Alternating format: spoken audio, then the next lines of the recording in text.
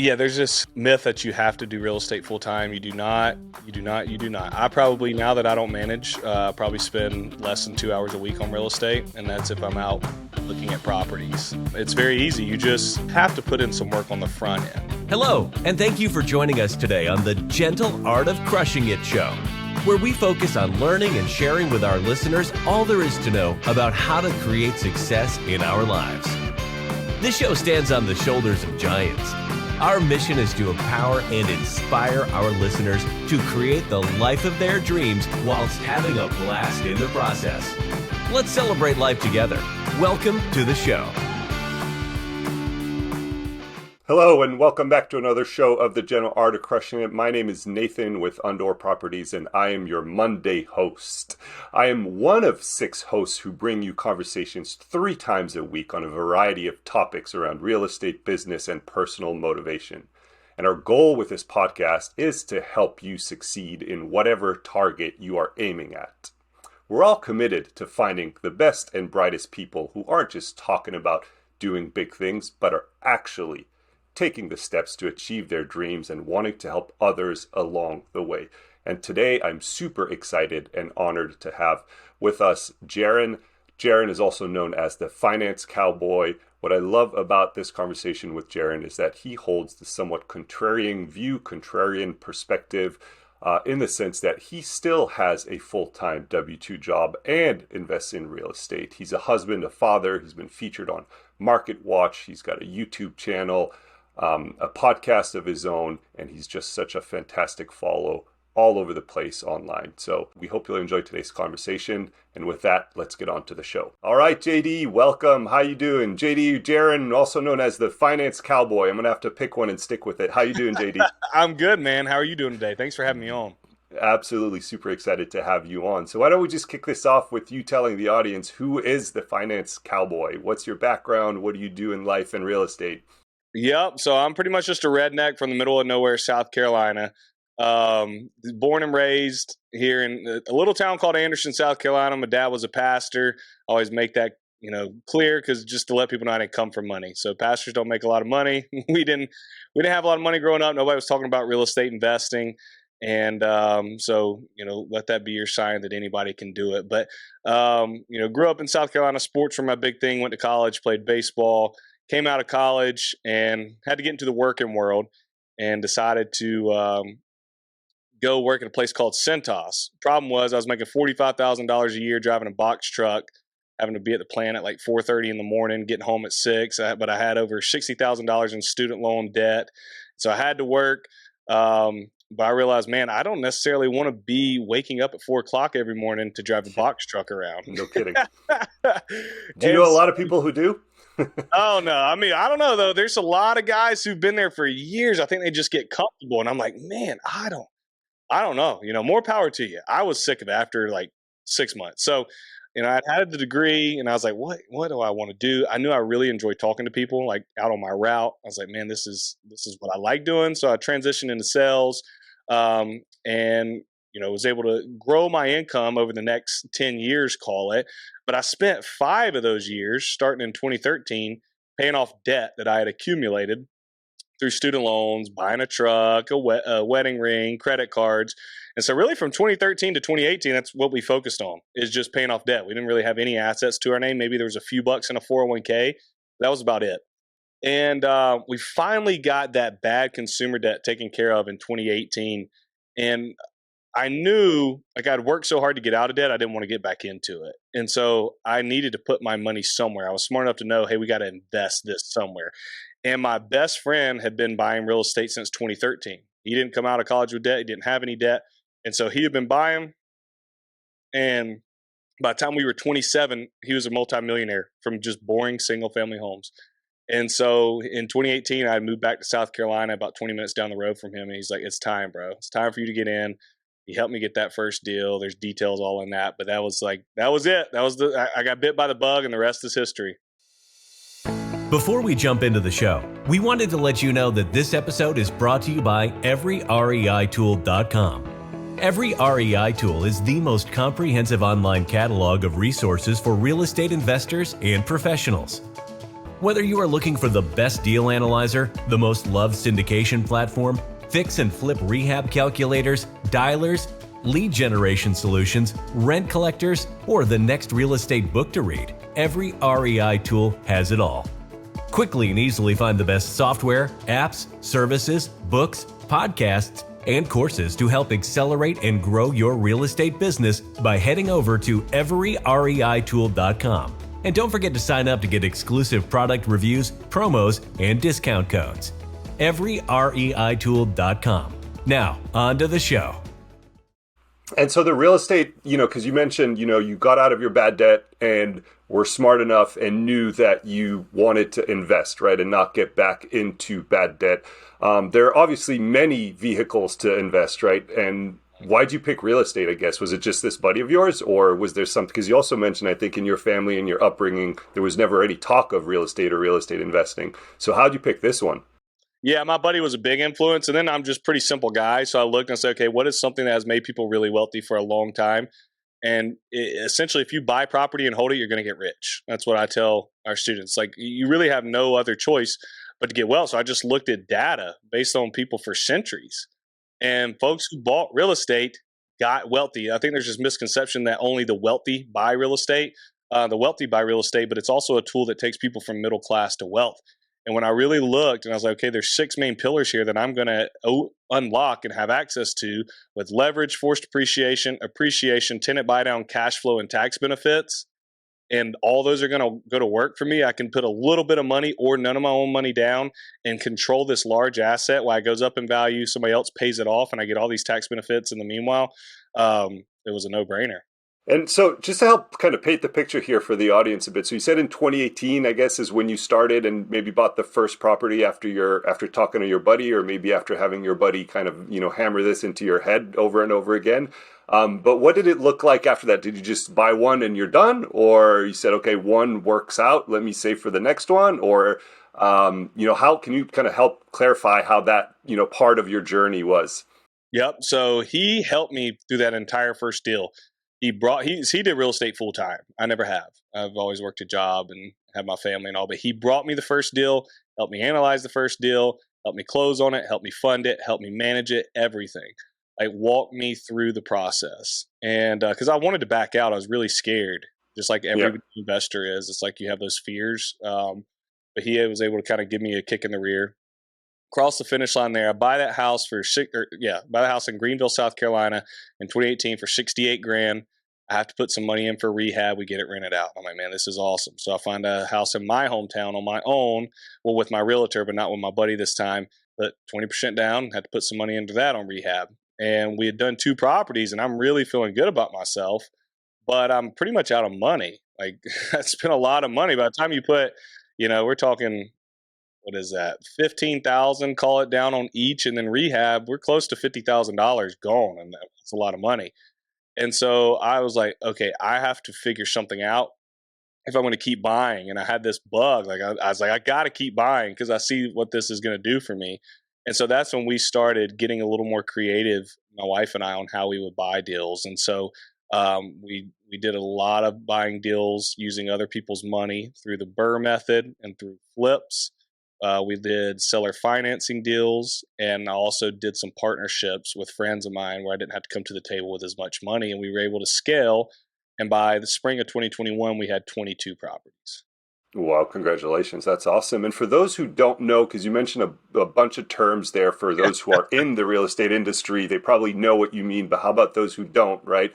Like, first of all, like, how can you possibly use other people's money to buy real estate? I don't get that. I run out of money, I'm done, right? I can't continue to grow and scale. One of the classic ways that people do it, and it's the way that I've bought, it's the way that everybody I teach buys a lot of their properties, is what they call the BRRRR method. And that's where you buy, rehab, rent, refinance, and repeat. So essentially the premise is you're going to go buy distressed, undervalued property with somebody else's money. So a private lender, which is somebody in your network, like your friends, family, coworker, another investor, or you're going to use hard money, which is pretty much like private money, but it's a business. They do hard money for a living.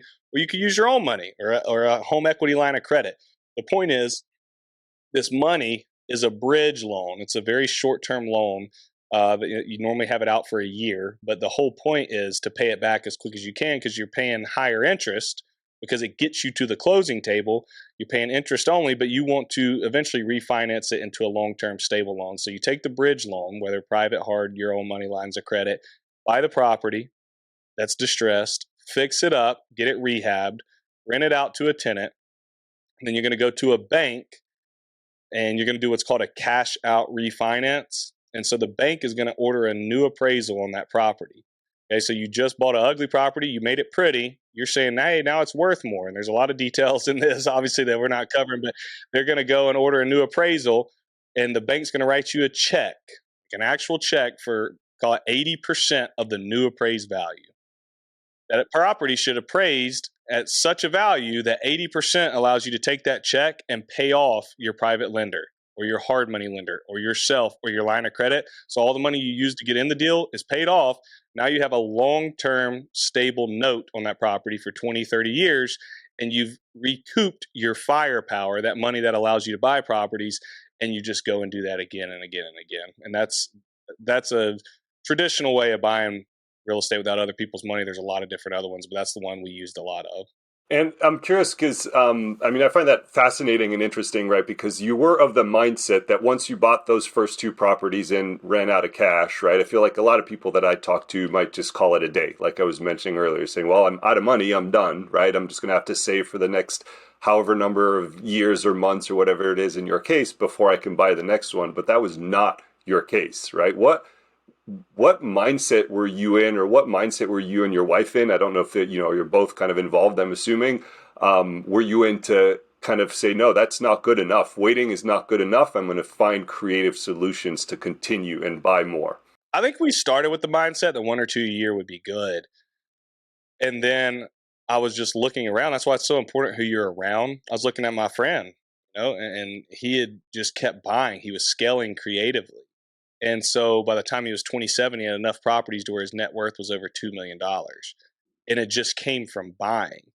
And so I was like, okay, I can do 1 or 2 a year, and that's great. Or we can do, I think we ended up doing 19 total units that next year.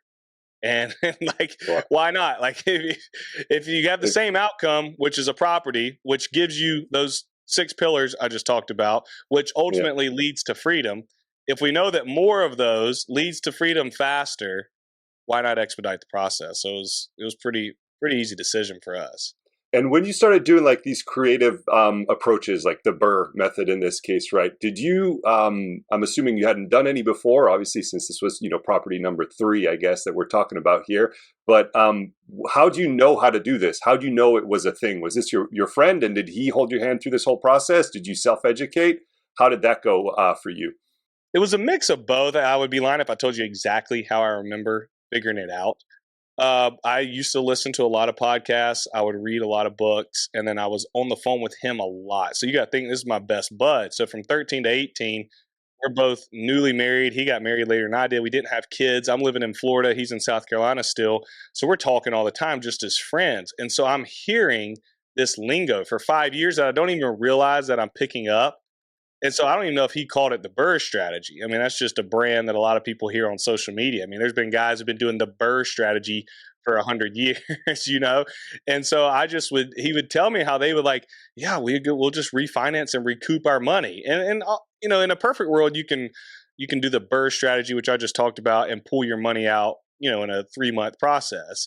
But there's times where it's not a traditional BRRRR, and you'll put your 20% into the deal, but a year later you can pull your money out. And so I just got the concept of recouping your money, because that just increases your cash on cash return over time and then allows you to deploy it into more assets. And so I just knew, I was like, okay, if I can keep getting this money back, then I can keep buying.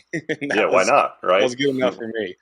And a lot of people, when they kind of start investing, or when they start looking at real estate or any other investment vehicle as part of, a solution or the solution for getting them to, freedom, they start with, setting goals. Like, I have a goal of, X number of dollars or X number of properties, or, so many hours of free time, kind of before they get started. Was that your case, or was it more like you were saying, I have a method that works.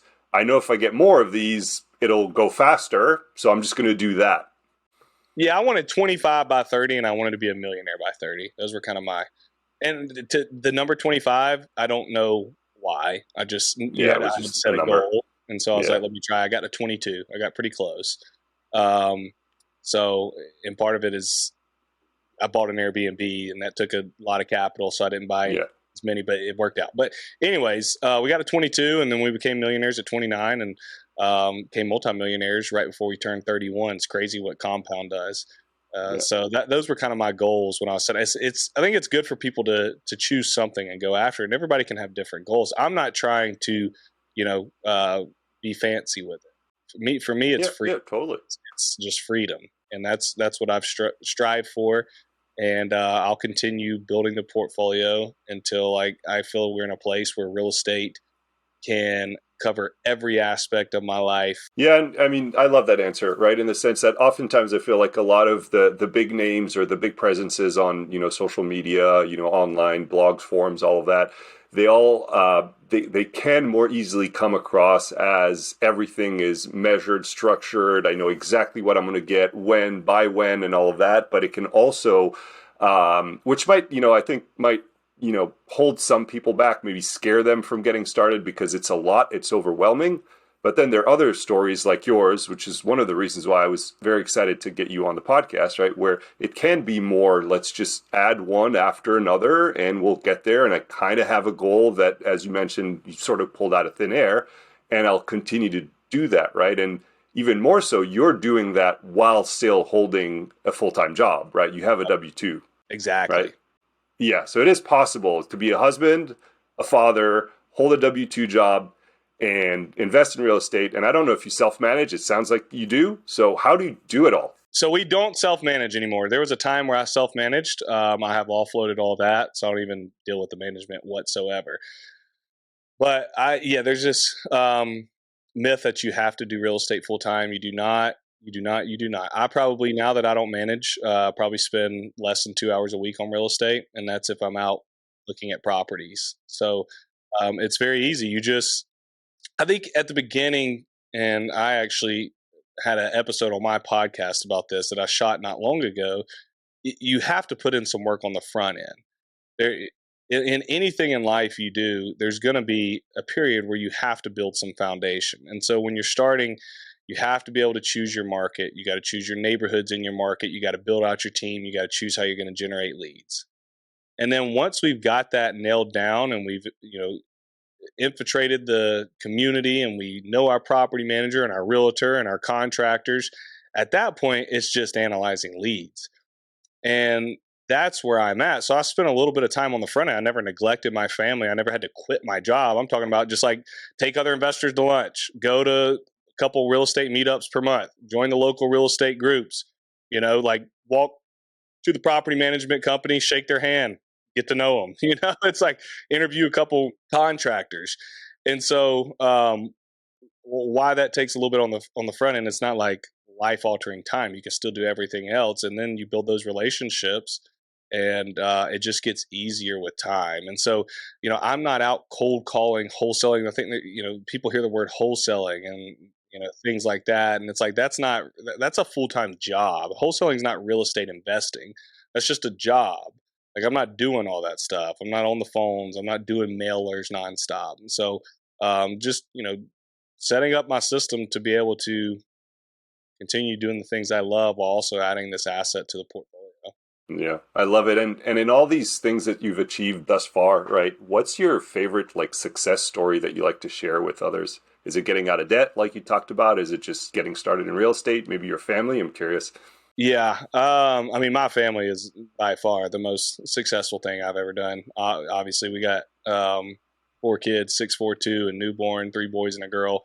So that's the Busy joy of my household. life. Yes, nonstop. I've Getting only out of got debt, 2 and I'm busy.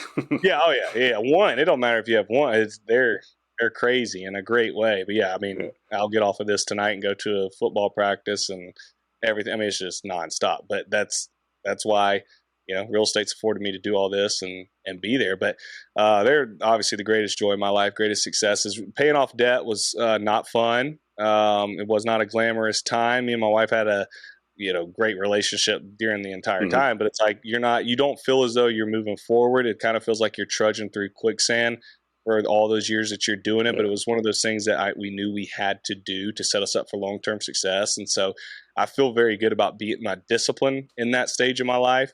And then taking the plunge into real estate, you're probably like I am. I think a lot of people are. I don't do a good job at stopping and celebrating what's been done or looking at the magnitude of anything I've done. I really look at everything like, oh, okay. And it's a problem. Like I just, okay. And I just keep moving. But as I talk to students of mine, I realize and talk to a bunch of people just in life, you realize that the majority of people never get to the mindset of I can own real estate, much less actually owning real estate. And so I'm proud of myself, my wife and I, that we just went and did the dang thing. Most people don't, but we went and did it. And, we look back and I've had so many successes. I've, bought properties and a year later sold them for double what I bought them for. I've had properties cash flow me $100 a month. I've had properties that I spent too much on, they broke even, and I had way too much money invested in them. Like all the good and the bad, but it's on the long run, it's all led to a beautiful outcome. 100%. And how about like the flip side of that question, if you don't mind sharing? Do you have like an incredibly difficult time in your life that you're okay talking about and kind of helping the audience with, what you learned from that and what maybe your mindset was to kind of get you out of that situation? Yep. So I've been blessed to not have, like, knock on wood, just these devastating times that have affected people around me, that I can think of. If any of my family's listening to this and I'm forgetting something, forgive me. But not that I remember. But one of the most difficult times selfishly for me was probably 2015, 2016. I started having really, really bad anxiety, really bad panic attacks to where I could hardly function, could hardly like leave my house. And I kind of relapsed a little bit in 2018, but 2015, 2016 was the bad part. And I think it came from a couple of things. I think it came from I just graduated college in 2013, was in a locker room my whole life, always had my guys, were just playing, no responsibility. And then I come out and I get a job, and then I move 10 months later, and then I buy my first house, and then I get married, then I have my first kid, then we move again. Like, so it's just like bam, bam, bam, bam. It's like I grew up just playing this sport, and now it's like I got all this responsibility and all these big changes. And then I was pushing myself because I'm very driven, so I'm pushing myself in work, like trying to get out of this debt, planning for the future. And what it taught me was you have to find a pace in life. There's definitely some good that came from it in a sense that I was able to stretch my capabilities. Like I really stretched what I'm able to do and how far I can push myself. But you have to understand that I have a good perspective on life now, that look, all this is going away someday. At some point, you, me, and everybody listening to this is going 6 feet under the ground, dead, gone, not coming back, smell you, see you. And everything you build here,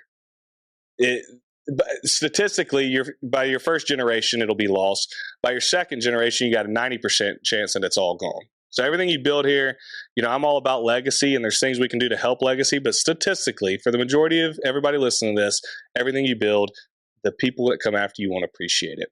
And so you better learn what really matters in life and stop spending all your energy, your worry, your adrenaline, your thoughts on just material things and building success nonstop, and figure out a pace to life that allows you to enjoy it as well as be successful and work hard and be driven. Because if not, you're going to miss out on many things in life, and you're going to hurt your health and, may run into a brick wall like I did.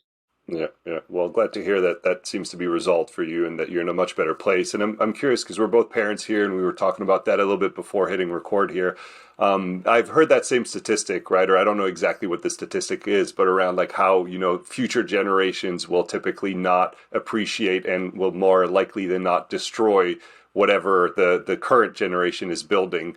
You as a father, what do you do to try to help ensure that does not happen, right? Maybe your Yeah. kids are too young. I know mine are 5 and 3, so I can't do much yet. But I'm hoping that I will be able to kind of instill value and work ethic at one point. What do you do? Yeah, I mean, mine are young like yours, 6'4", 2, and newborn. So they're at the stage where it's not like we're not having long philosophical, talks about it. My 6-year-old, he's starting to get a little bit of a grasp. Like, I ask, like, Daddy, do we have a lot of money? Or are you rich, Daddy? He'll ask me some stuff like that. But I involve them in real estate, so they go and look at properties a lot. I talk to them about how we don't keep cash, to a degree, emergency fund. I said, you always just invest it into real estate. You just take your money and you buy real estate. This sounds silly, but we have the monopoly board on our table right now. And we teach them, hey, the whole point is you just try to add as many of these houses as you possibly can. We have conversations about money. We don't shy away. When I was growing up, it's like you didn't talk about money. Well, where we live in a small town, and we just moved out on 11 acres with a big house that sits on a hill, and half the town has to drive by it. My dad's pastor of a big church. I grew up here. No hiding anymore. For years, we were able to hide it, and we can't do it anymore. And so it's like we can either just play it down, or you just embrace. And when your kids ask, you just tell them, "Hey, look, I worked hard and I made decisions that a lot of other people decided not to make."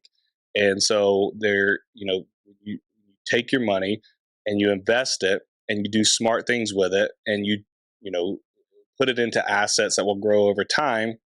You will have money and it will allow you a life that a lot of people where we live don't get to enjoy, because we live in a very blue collar town.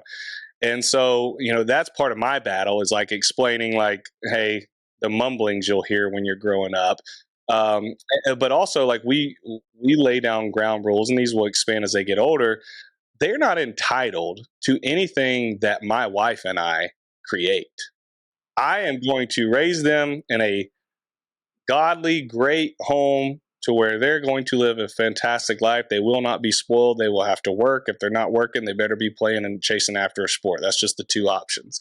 But once they leave my house and they're 18, there is no guarantee of an inheritance. This is my sandbox that I've built with my wife, and you're going to play by our rules. And we'll have certain rules that, if you don't behave in this certain manner and you're wild and you're on drugs and you're doing this and doing that, you're not going to get anything. And so I think just being very blunt on what we expect, and that it's ours to have a decision with. Yeah, I love it. My wife and I are very, very similar, and our kids are gonna have to work and earn it if they get anything, right? It's Yep. not gonna just be a freebie, and hand me down. So in any Sure. case, if I shift the conversation a bit here, and Yeah. if you could go back in time to when you were younger, whatever age that is for you, 16, 18, whatever it is, what would you do differently to kind of maybe fast track or get to where you want to go faster? Man, I don't think I would change a thing. Yeah, I'm pretty happy. I mean, my one regret, if it's even a regret, is I wish I would have worked harder when I was in college so I could have played ball even longer. I mean, I got to go to college, play baseball. I came out with debt. I would go to college and come out with debt again. I would, because I had so much fun. I went to the place I needed to go to work outside of college at Centos right away. It taught me everything I needed to know about business. It taught me how the business world worked, made me disciplined at a young age on top of what I had learned from athletics. And then I was able to hop straight into medical sales after that, scale my income, took care of the debt, and started investing as soon as I could. So, I mean, the only regret I have is not playing ball longer because I wasn't good enough. And then, not buying more properties on the ones I passed on. That's about it. Yeah, yeah, no, that's crazy. But I love it because being able to just even say it that way, that you wouldn't change a thing, is a blessing, right? That means you're pretty happy as a person, and that you've had the life that you want to have, right, or wanted to have, right? So that's awesome. Um, You're obviously a giver, a teacher, right? You have a whole bunch of online content and courses and all of the stuff that you produce all over, YouTube, TikTok, Instagram, and whatnot is super helpful and educational. One of my favorite follows. So I'm saying that, or to set the stage, I guess, that you must encounter people from time to time, maybe all the time, that are just like this glass half empty, mindset. I wasn't dealt the right, hand of cards. My parents don't have the money. I can't do this. I can't do that. What's your secret? What do you tell them to kind of get them to take action and take that first or next step? At this point, this sounds bad, but I've gotten to the point where I usually ignore those folks now because it just ends up looking like I'm arguing with them if I respond back. Um, But I mean, I'm pretty blunt in a try to be in a loving way and just let them know, hey, as long as you have that mindset, you will not accomplish anything.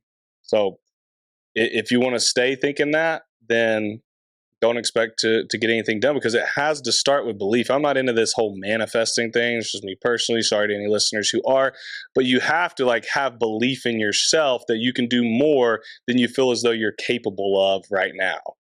And so if you count yourself out before you ever get started, good luck. Yeah. And how about you, for you personally, and you and your wife, what's your secret sauce, your key to success, right? Because you've shared with us your background. You didn't come from money. You didn't come from, having all the people just give you all this stuff for you to be successful, right? What's your secret sauce? Is it tenacity? Is it just, work ethic? Is it just belief? Because you've obviously plowed through a lot, for lack of a better term, and you're in a fantastic place now. I think from a marriage perspective, we had aligned goals and we both know our roles. And so, knowing what each of us wants in life and then taking each respective place to get it done has been huge. I think you have to be comfortable being uncomfortable. And so I am uncomfortable when I'm comfortable. I feel as though I'm getting beat and I'm losing and I'm going backwards. And so it's a blessing and it's a curse. It's part of what put me in the dumps in 2015, 2016. I've learned how to manage it now and, live a good life, even with that drive.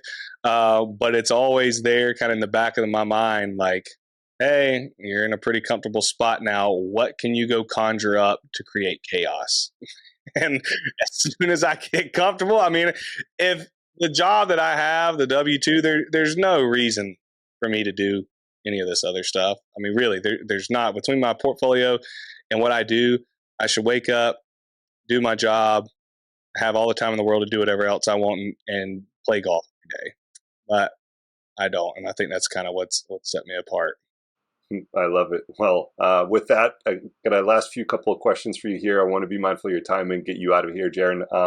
Do you have a book recommendation for the audience, something that's helped you? Man, there is a whole plethora of them, but I really liked The Richest Man in Babylon. That was a good one for me. I read it when I was younger. I couldn't tell you everything that it's about, but I know it's about building wealth, and it breaks it down in a very simplistic story, and it really opened my eyes to some stuff. Yeah, it's a classic, a great read. How about a piece of software or a tool or an app that you use on a regular basis that just helps you, achieve success, I guess, or maybe manage all of the projects that you have? Yep, I really like. There's two, and they both kind of do some of the similar stuff. But if I'm going more in depth, like this is real estate related, so I like PropStream because it allows me to pull data from potential sellers, and you get a lot of great information from there that you can then go and attack potential properties. And then another one is Landglide, is a great app on my phone where if I'm driving down the road and I see a vacant property, I can just pull up Landglide and it'll tell me who owns that property. And so then when I get back, I can mark it, go back, pull up their phone number, and if I want to call them and see if they want to sell their vacant property, then it's easy for me to mark who the owner is. So I use PropStream every single day. Same as what you were describing. It just gives you so much information on the current owners and the history of the property. So it just gives you more ammunition to go into the negotiations and conversations. So I use that a lot. I used Batch Leads for a little while, but PropStream actually for me does better. I think it's a better tool, better product. All right, last couple of questions here, JD, then I'll let you go. You're all over social media, the internet. You got a ton of content, ton of great resources. Where can people find you? You can find me all over. So whatever your favorite social media app is, Instagram at Finance Cowboy, Twitter at Finance Cowboy, YouTube Finance Cowboy, TikTok, I think it's The Finance Cowboy. So any of those places, would love for you to join in. I got some free guides if you ever need help with a checklist for what you need to look for a rental property, need a calculator to run your numbers. You guys can always text me 864-660-7148 and I'll hook you up with any of that stuff. But those are the main spots. Awesome. You also host a podcast, right? Finance I do. Cowboy Show. Yep, that's it. The Finance Cowboy Show, real estate investing made easy. So Awesome. would love for you guys to check it out. Yeah. A lot of what Jaren does is, regular daily go-tos for me personally, whether it's Instagram, some of your training, the podcast as well. So I really, love all the content and would recommend everyone go and check it out.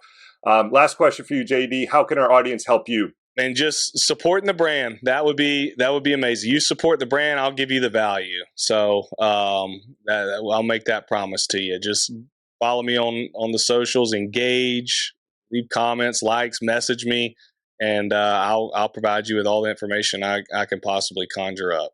Well, fantastic. And with that, JD, I'm going to let you go. And thank you so much for all your time today. And hopefully we'll have you back on the show sometime soon. Awesome, Nathan. Appreciate it. All right. What a conversation there with JD. I love how he is able to, be a, loving husband and father, keep a full-time W-2 job that he likes, and invest in real estate. With all of the, hard work and dedication, it clearly is something that anybody can do. Great conversation. And as always, we keep all of the things that were discussed in our show notes. If you want to get in touch with us or JD, just go over to the show notes and find all of the links there. And as always, if you found any value in this content, we would love for you to spread the word. So if you could, on whatever platform you're using, if you could just go and leave a 5-star review, spread the love, share the content with people around you. We would really, really appreciate it. It does help. And for those who want to get their hands held and are interested in starting in real estate investing, they can always go get a copy of our free Ready for Real Estate checklist. So you can just head over to readyforrealestatechecklist.com. And with that, we'll see you on the next one. Well, there you have it, ladies and gentlemen. Another episode of The Gentle Art of Crushing It. It was an amazing episode. We know we sure learned a lot, and we hope you did as well. We want to take a second and thank you so much for viewing or listening to this episode. And please just know that we only ask for one favor, and that is to make this life magnificent. Thank you, and have a wonderful day.